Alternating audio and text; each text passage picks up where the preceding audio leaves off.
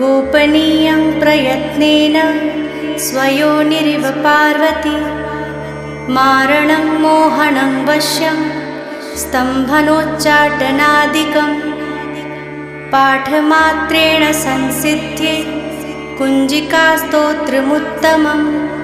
ॐ ऐं ह्रीं क्लीं चामुण्डाय विच्च। ॐ ग्लौं हूं क्लीं जूं सः।